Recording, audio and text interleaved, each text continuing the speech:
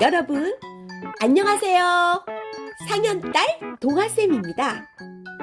여러분, 하루에 거울 몇 번 보시나요?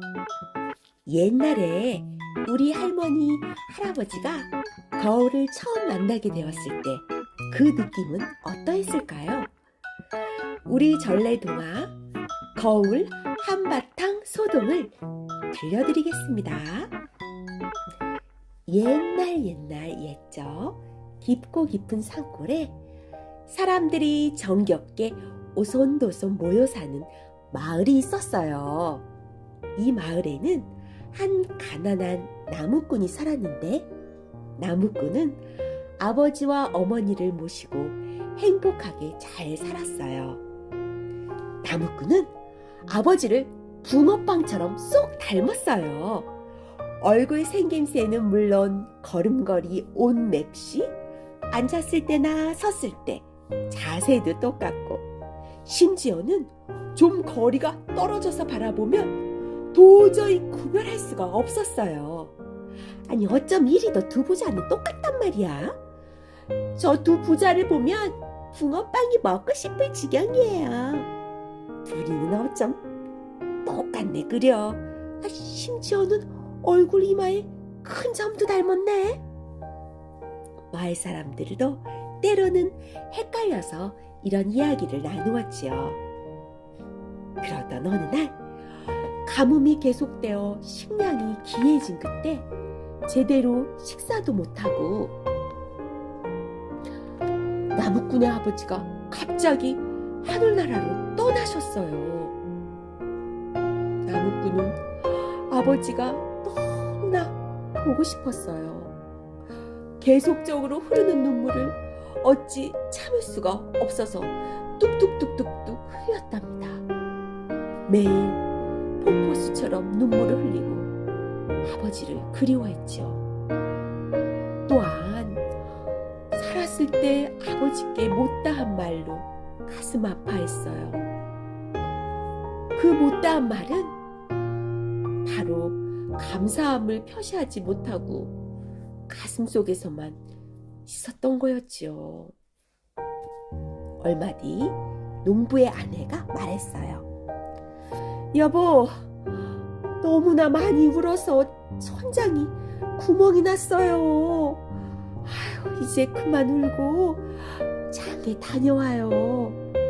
먹을 게 다 떨어졌어요. 나무꾼은 나무를 한 짐 뚝딱 해서 장에 갔어요. 때마침 시장에는 보찜 장수들이 마을에 우르르 와서 마을 사람들에게 소리쳤지요. 자, 여기 구경하세요. 신기한 물건들이 많답니다. 날이면 날마다 오는 게 아니에요. 신기한 물건들 구경하시고 사세요. 여기도 기웃 저기도 기웃. 나무꾼은 신기한 물건 구경하느라 시간 가는 줄 몰랐답니다. 그러다가 어느 보찜 장수 앞을 지날 때였어요. 이상한 그릇이 보이고 그 그릇 안에서 돌아가신 아버지가 나무꾼을 물끄러미 바라다보고 있는 거예요. 나무꾼은 깜짝 놀라서 아버지! 하며 소리치고 얼른 큰절을 올렸지요. 아버지! 하늘나라에 가신 줄 알았는데 여기 계셨어요? 그러자 보찜 장수는 이 상황을 금세 눈치채고 웃음을 꾹 참고 말했지요. 아하, 거울을 난생 처음 본 사람이군. 아이고, 이참에 비싸게 팔아야겠군. 걸렸어. 낚였다. 손님, 효자시구려. 그러니 하늘께서 감동하여서 아버님을 특별히 보내주셨구만. 다른 사람이 보면 하늘이 노하시니 꼭꼭 감춰두고 혼자만 보시오. 보찜 장수는 나무꾼에게 거울을 비싸게 팔았어요. 집으로 돌아온 나무꾼은 거울을 보물로 여기고 다락방의 항아리한 깊은 곳에 감추었지요. 그 다음 날부터 살금살금 아무도 모르게 항아리에 가서 거울을 꺼내고 아버님, 편안히 주무셨어요? 아버님, 식사는 만나게 하셨어요? 아버님, 안녕히 주무세요. 아버님, 감사합니다. 아버님, 사랑합니다. 아버님, 덕분입니다. 넙죽 절을 하면서 아버님께 그동안 못다한 말을 속 시원히 했답니다. 하지만 시간이 계속 흐르고 어느 날 나무꾼이 산에 가고 없을 때 나무꾼의 아내는 뭔가 수상하다고 느끼고 여기저기 살피기 시작했어요. 이상하다. 방에는 안 보이는데 그럼 다락방에 있나? 다락방의 물건들을 여기저기 다 꺼내보았습니다. 그때 다락방에 항아리를 발견했고 거기서 아내가 거울을 찾아냈어요. 에구머니나! 아내는 거울을 보고 깜짝 놀랐어요. 웬 여자가 동그란 쟁반 안에서 자기 얼굴을 찡그리면서 빤히 눈을 동그랗게 뜨고 쳐다보고 있어요. 아내는 눈을 크게 뜨고 성난 고양이처럼 야옹야옹 소리내며 얼굴을 내밀었더니 젊은 여자는 눈을 더 부릅뜨면서 무서운 호랑이처럼 얼굴을 보여주는 거예요. 아내는 놀란 토끼가 돼서 깡총깡총 놀란 토끼의 눈으로 빨갛게 변해서 밖으로 뛰쳐나왔지요. 그리고 나무꾼 어머니에게 숨이 헉헉 차도록 단숨에 달려갔어요.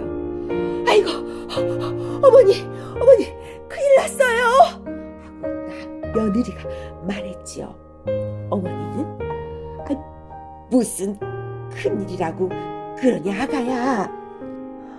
하범이 요 근래 얘기를 하려고 해도 도통 피하고 말을 아껴서 이상하다 생각했는데 다락방에 젊은 여자를 숨겨놓았지 뭐예요.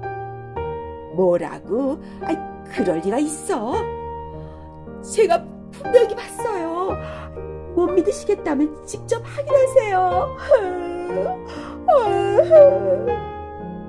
어머니도 달려와서 거울을 보고 깜짝 놀랐어요. 늙은 호박처럼 쭈글쭈글 주름살 꽃이 피어있는 할머니가 자기를 빤히 쳐다보고 있는 거예요. 할머! 남의 집에 왜 있는 거야? 할머니는 큰 소리를 지르면서 주먹을 풀끈 쥐었죠. 그랬더니 그 할머니도 주먹을 풀끈 쥐면서 성난 사자 같은 얼굴을 하고 있네요. 어머니는 다락방에서 뛰쳐나왔어요. 그리고 나무꾼의 아내보다 더 화를 내며 펄쩍 뛰었지요. 얘야, 너 젊은 여자를 봤냐? 네, 어머님도 보셨어요? 난 내가 본 건 쭈그런 주름살이 깊게 파인 할머니야. 그럼 젊은 여자와 그 어미까지 다 집에 데려온 거냐? 에구구, 이 녀석이 이렇게 못됐다는 말이야? 세상에 믿을 사람 하나 없다더니 세상에 어찌 아범이 이럴 수가 있다더냐? 하며 씩씩거렸죠. 그때 나무꾼이 집으로 돌아왔어요. 여보, 다락방의 항아리에 숨긴 그 여자는 누구예요? 다락방의 할멈은 또 누구냐? 이걸 어쩐담? 하늘이 알면 노하실 텐데 아이고 어찌하지? 그래도 어머니와 아내에게 말해도 괜찮을까? 다락방에 계신 분은 바로 아버지입니다.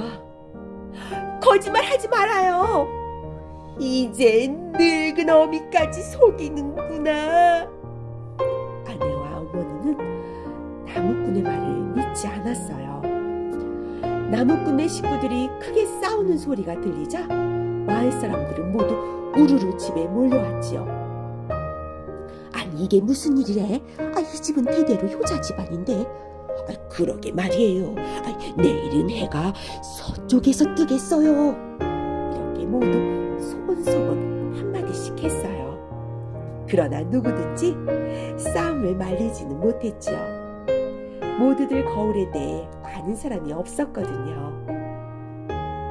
때마침 한 나그네가 산골 마을을 지나고 있었어요. 나그네는 여기저기 돌아다니며 세상 공부를 많이 했지요. 나그네가 가던 길을 멈추고 물었어요. 아니 왜 이리 마을 동네가 시끄러운 거요? 마을 사람이 나무꾼네 싸움 이야기를 들려주었어요. 나그네는 그렇게 됐군. 나무꾼 집으로 찾아가서 물었지요. 여보게, 자네 아버님을 좀 뵐 수 있나? 나무꾼이 다락방에서 조심조심 거울을 들고 꺼내 들고 나왔어요. 나그네가 웃으면서 거울을 번쩍 들었지요. 거울이라는 물건은 바로 앞에 있는 것을 그대로 비추어 주는 거거든요. 여보게, 자네는 아버님과 거의 쏙 닮았지? 그래서 자네가 거울을 보고 아버님이라고 착각한 거네. 나무꾼의 아내가 고개를 깨우퉁하며 물었어요. 그럼 젊은 여자와 할멈은 누구란 말이에요? 젊은 여자는 며느님이고 할멈은 바로 어머님이지요. 그 말에 마을 사람들은 한바탕 웃었어요. 그렇게 된 거였군. 나무꾼과 아내 어머니는 창피해서 그만 얼굴이 불그레한 사과가 되었답니다. 그래도 나무꾼은 아버님께 못다한 말을 다해서 행복했다고 얘기했습니다. 이 이야기는 거울을 본 산골 마을 사람들이 한바탕 소동을 다룬 이야기입니다. 나무꾼은 아버님이 하늘나라에 간 뒤 그리워하고 슬퍼했어요. 못다한 효도를 슬퍼했지요. 그 중에 가장 말을 끝내 못한 가슴 사무친 말은 3마디 있습니다. 감사합니다. 사랑합니다. 덕분입니다. 그러나 우연히 시장에 가서 비싼 거울을 사게 되었는데요. 그래서 돌아가신 아버님이 살아오셨다고 생각하고 살아생전에 못한 효도를 원없이 합니다. 또 어떻게 되었나요? 아내와 어머니는 각각 거울을 보고 다락방 항아리에 젊은 여자와 할머니가 있다고 생각하지요. 이런 오해를 지나가던 나그네가 풀어주는데요. 나무꾼이 거울 새로운 문물을 모르면서 나쁜 보찜 장수에게 속아서 비싼 값의 거울을 사고 여러 소동을 일으키는데요. 여기서 우리가 새로운 문물과 지식을 알아야 한다는 교훈도 있습니다.